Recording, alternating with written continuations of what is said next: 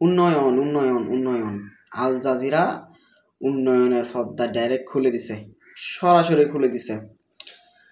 বাংলাদেশের ভূমিমন্ত্রী সাইফুজ্জামানের সম্পত্তির পাহাড়, সম্পত্তি মানে তার যে উন্নয়ন হয়েছে সব একদম খুলে দিছে। সাইফুজ্জামানের সাবেক ভূমিমন্ত্রী সাইফুজ্জামানের দেশে এবং দেশের বাহিরে প্রত্যেকটা দেশ মিলে তার যে পরিমাণ সম্পত্তি আছে তা অকল্পনীয়। সব মিলে $700 মিলিয়ন বেশি সম্পত্তি আছে, যা বাংলাদেশি টাকায় হাজার হাজার হাজার কোটি টাকার সমান। তার লাইফস্টাইল, তার জীবনযাপনের মান এমনভাবে সে এমন জায়গায় নিয়ে গেছে, তার শুধু এক জোড়া জুতার দামই আছে 5 থেকে 10 লক্ষ টাকার মতো। এবং জুতাগুলো এমন স্পেশালি বানানো হয়, এগুলো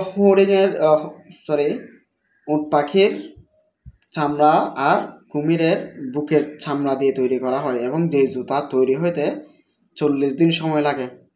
এবং এছাড়াও উনি যে কোটগুলো ইউজ করতো ওই কোটগুলোর দাম মিনিমাম 6,000 পাউন্ডের, যা বাংলাদেশি টাকায় প্রায় তাও 9 লাখ, 9.5 লাখ বা 10 লাখ টাকার মধ্যে।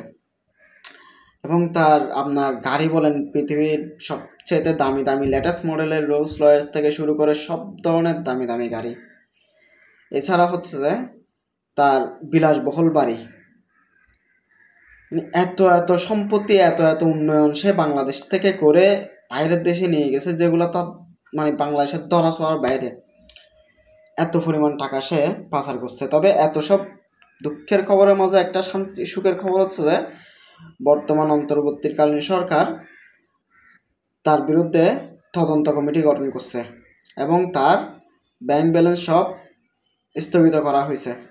তার পরিবারের মালিকানাধীন যে ইউসিবি ব্যাংক রয়েছে সেটি বর্তমান সরকারের অধীনে নিয়ে আসা হয়েছে। তো এতে হয়তো আমাদেরই ভালো হবে, আমরা যারা দেশে আমাদের ইউসিবি ব্যাংকের মধ্যে অ্যাকাউন্ট আছে, যেমন কি আমার নিজেরও আছে। তো আমি বিশেষ করে আমি এবং আমরা সবাই অত্যন্ত খুশি এই জিনিসটার জন্য। ওকে, ধন্যবাদ।